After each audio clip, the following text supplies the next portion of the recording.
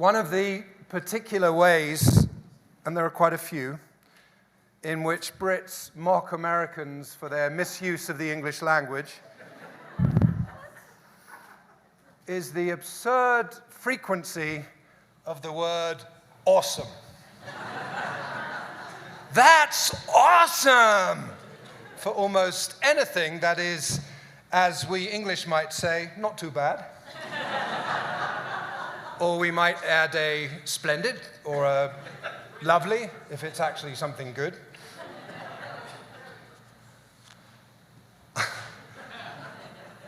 Often the overuse of a word kind of devalues it and it loses its meaning. The word awesome refers to something that has inspired awe, great admiration, or fear. What is awe in its essence? And are we really experiencing it when we name a moment or an object as awesome? We're entering now the Yamim Noraim, the days of awe, Nora, which might be a good time to explore what awe really is and how it can impact us and the world. Sounds awesome, right? Not too bad. So in Hebrew, the word that would most accurately be translated as awe is yirah, the same root as Nora, as in Yamim Noraim, which we just said. Yirah often shows up as Yirat Shamayim, which is fear or awe of heaven, and it has multiple meanings. Yaakov Avinu, Jacob, is on a journey from Beersheba to Haran, fleeing from his brother Esau, who wants to kill him after Jacob stole his father's blessing. And Jacob finds himself in a certain place where he takes some stones, lays on one of them, falls asleep, and has an extraordinary dream of a ladder that links heaven and earth with angels going up and coming down the ladder, all accompanied by a very reassuring promise from the God of divine protection that he will be protected and will have many future descendants. When Jacob wakes up, he's shaken. Vayirah, he was awestruck, says the Torah in Genesis chapter 28.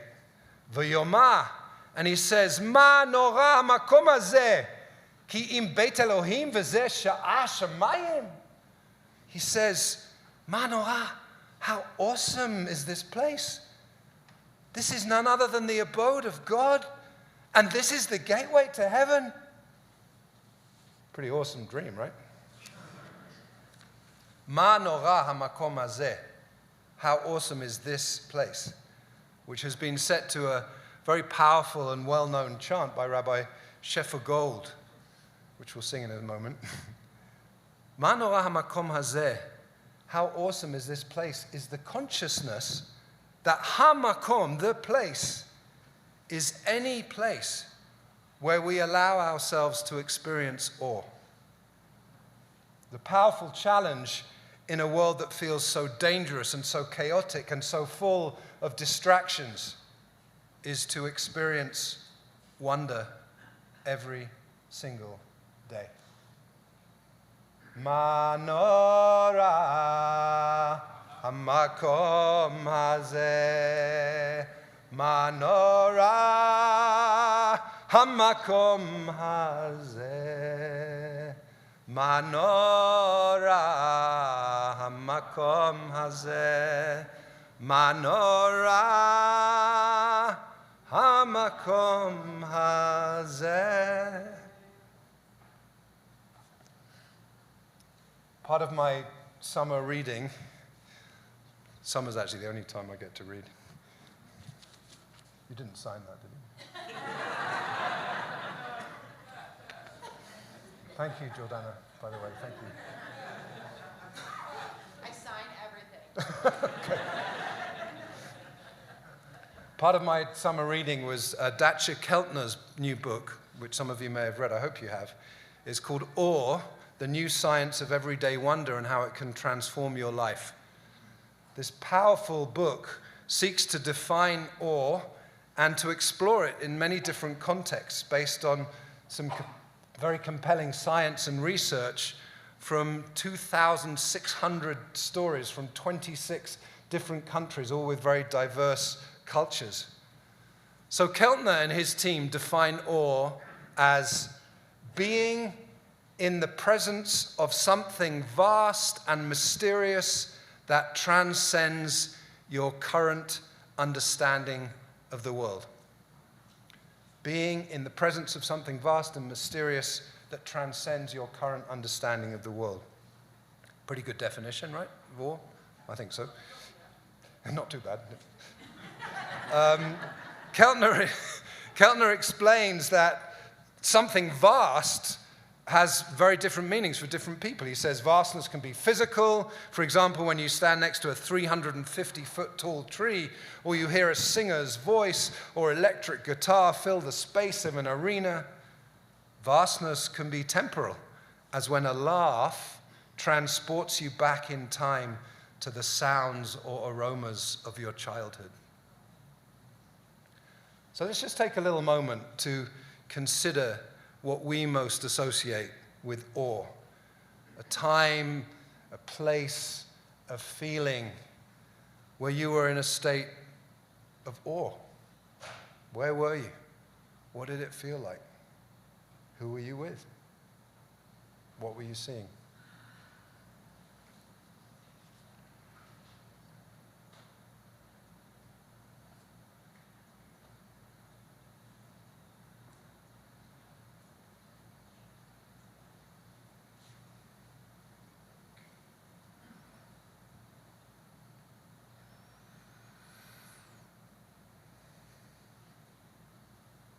I hope that everybody has managed to find a moment of awe from their lives. And later on, I would really invite and encourage you to share those with each other. I would do that now, but then we'll be really, really late. We're already really late, actually. This morning, right around sunrise, I took my dog Baruch for a walk. And the light, the early morning dawn light in the trees was awesome. In the real sense of the word, it was so breathtaking. And then just that mist rising over the foothills as I walked onto South Boulder Creek Path, it was very, very powerful. A sunrise, a beautiful super blue moon that we had a few weeks ago. Well, exactly a month ago, actually. Majestic mountains, a stormy sky. Oh, no, 2 weeks ago. Sorry, 2 weeks ago. A stormy sky. A rainbow, a stunning tree, an inspiring building, an ocean. Something profound happens to us when our senses are enlivened by the world around us. And the rabbis of the Talmud teach us that a way to tune in to this depth is through the ritual of brachot, of saying blessings, inviting us to strive to say 100 brachot, 100 blessings every single day. When we see, hear, smell, touch, taste something in this world. In fact, the Talmud warns us, "Asur lo le'adam sheyihneh min ha'olam hazeh b'lo bracha, v'chol ha'neheneh min ha'olam hazeh b'lo bracha ma'al."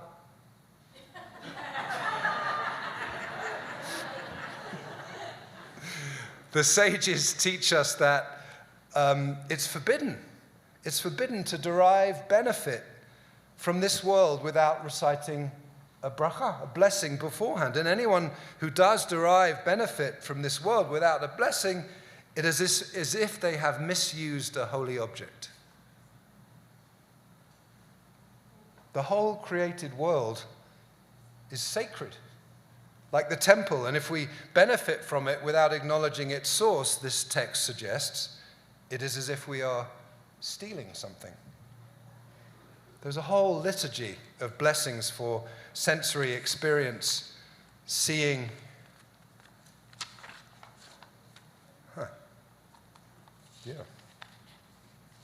Seeing mountains, seas, oceans, rivers, deserts, We might say, Osei Ma'asei Bereshit, blessing the sovereign of time and space for continually performing the works of creation.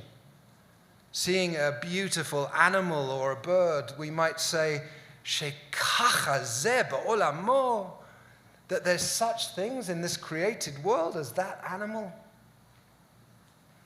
And so on. With 5 different blessings for fragrances, 5 for food and drink, and so many more. But saying a bracha, saying a blessing, is more than simply obeying a rabbinic command. It's about elevating a daily experience into an awesome one. As Rabbi Joshua Heschel puts it in his classic book, God in Search of Man, this is one of the goals of the Jewish way of living, to experience commonplace deeds as spiritual adventures, to feel the hidden love and wisdom in all things. Our senses are so full of wonder and mystery. And another book that I've been reading recently is called An Immense World, How Animal Senses Reveal the Hidden Realms Around Us, by the Pulitzer Prize-winning author Ed Yong.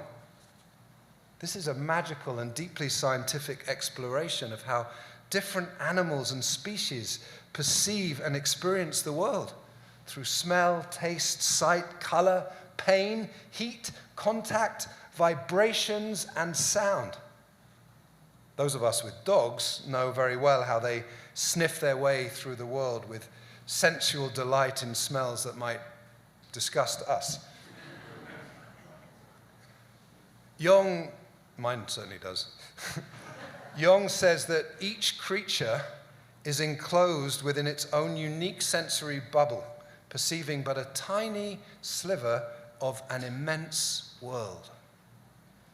He says there's a wonderful word for this sensory bubble, Umwelt, from the German word for environment. But Umwelt is specifically the part of those surroundings that an animal can sense and experience, its perceptual world. He says a multitude of creatures could be standing in the same physical space and have completely different Umwelten. Now, animals may not say a bracha for their intricate sensory experience, but it is how they experience the world and how they play, eat, protect themselves, and survive. And who knows if they are or are not experiencing awe. But awe is not just about this concept of our Umwelt, our sense, and our relationship with the natural world.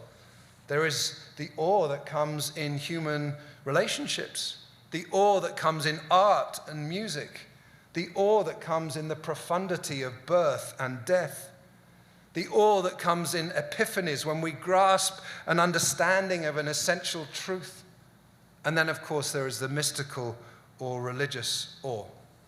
In Keltner's words, when overtaken by mystical awe, we may feel goosebumps, tear up, tremble, or shake. We may bow or look upward and raise our arms to the sky, vestiges of seeking embrace. Sometimes we even call out or quietly observe, wow, or whoa, which he says are close relatives of the sacred sound om. Feel free to move your bodies to call out woes and wows.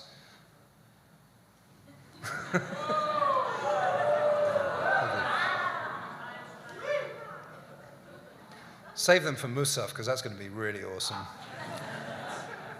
So whatever our relationship to Judaism might be, and the complicated and often alienating liturgy that accompanies these days of awe, there is something amazing and awesome about the gathering and the rituals.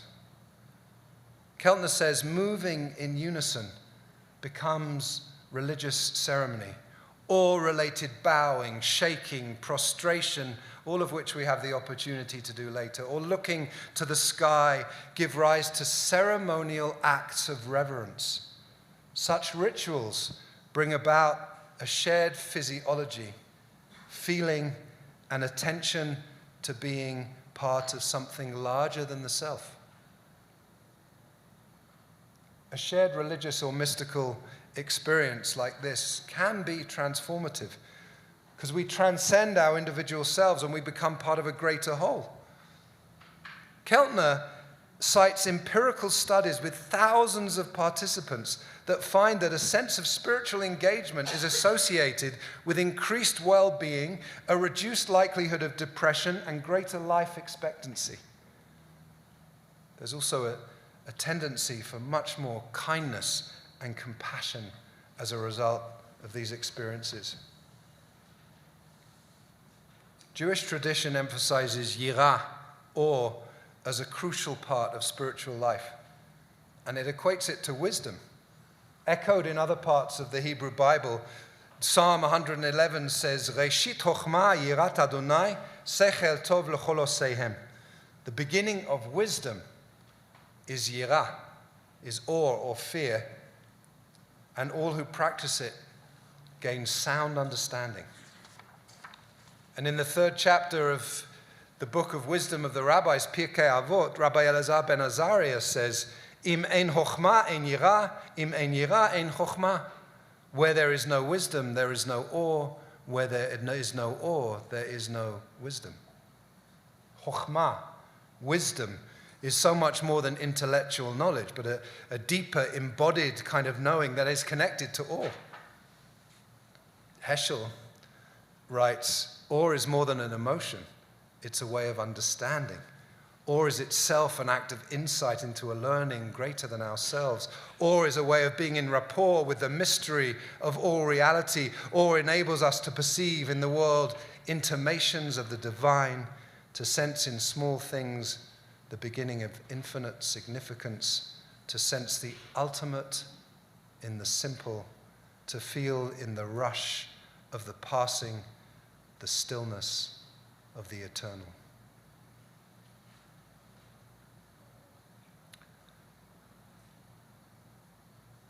That language moves me so much. And Heschel's language defining awe is so similar to Keltner's that I open with. Keltner said, if you remember being in the presence of something vast and mysterious that transcends your current understanding of the world. Part of Keltner's book that really struck me were the studies that found that experiencing awe has profound physiological effects, reducing inflammation, measuring other positive feelings like pride and amusement. The study found that it was only awe that predicted lower levels of inflammation. Everyday awe, then, can be a pathway for avoiding chronic inflammation and the diseases of the 21st century such inflammation is associated with, including depression, chronic anxiety, heart disease, autoimmune problems, and despair. Wow. Or whoa. I mean, obviously, I'm not a research scientist, and if you doubt this conclusion, it was based on a very rigorous study. Anyway, it's possible that some of you by now are wondering why, with all of the crises we are facing as a civilization right now, climate change, record-breaking temperatures, devastating fires, floods, earthquakes all around the globe, serious threats to democracy in Israel and elsewhere, gun violence, increased anti-Semitism, and so much more. Why am I talking about awe? Well, for one thing, as has already been mentioned, feeling awe is good for us, physically, emotionally, and spiritually, and it makes us better, kinder people. I believe that if we have a sense of wonder, gratitude, and appreciation for the natural world, we're far more likely to respect the earth, this fragile planet. Spiritual activism can be about self-care in a stressful world, but it also widens our capacity for compassion. With all of the studies in those 26 different cultures, Keltner and his team found that the largest category of awe, by far, was not awe in nature, not awe in a religious or spiritual setting, or music or art, but in moral beauty. He says, it was other people's courage, kindness, strength, or overcoming. Around the world, we are most likely to feel awe when moved by moral beauty, the first wonder of life. Personally, I've been experiencing tremendous awe since having my serious bike accident a month ago. The awe that I'm alive. The awe that my body has healed as well as it has. Somehow knowing how much worse this could have been. Awe of a man, a stranger called Blake Sanders, who found me unconscious, who woke me up, who called an ambulance, who took care of my bike. An awe of so many people, many of you are here today, just people who just showed up with such care and concern and support and soup, all with moral beauty. Yes, the world does feel like a total mess right now, and perhaps we all have to find our individual way to show up for Israel, for our country, for the planet. But how about we start the year with a commitment to enter into practices of daily wonder, of experiencing awe as a way to align us to being in the presence of something vast and something mysterious. The beloved American poet Mary Oliver experienced awe in nature a great deal in her life by oceans, beaches, and woods in rural Massachusetts and Florida. And her poem, Mindful, captures this so beautifully. I have to read it. Every day, I see or hear something that more or less kills me with delight, that leaves me like a needle in the haystack of light. It was what I was born for, to look, to listen, to lose myself inside this soft world, to instruct myself over and over in joy and acclamation. Nor am I talking about the exceptional, the fearful, the dreadful, the very extravagant, but of the ordinary, the common, the very drab, the daily presentations. Oh, good scholar, I say to myself, how can you help but grow wise with such teachings as these? The untrimmable light of the world, the oceans shine, the prayers that are made of grass.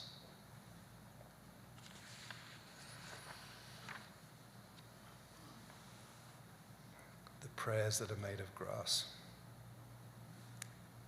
In a similar vein, Rabbi Abraham Joshua Heschel again brought us the phrase and the concept radical amazement, which is very closely related to awe. Our goal, says Heschel, should be to live life in radical amazement. Get up in the morning and look at the world in a way that takes nothing for granted. Everything is phenomenal. Everything is incredible. Never treat life casually. To be spiritual is to be amazed. May this year bring us daily opportunities for radical amazement, wonder, and awe that inspire us to be healthy, kind, and grateful, sharing awesome experiences in community together. Ma nora hamakom hazeh. How awesome is this place right here and right now. Shana Tova. Ma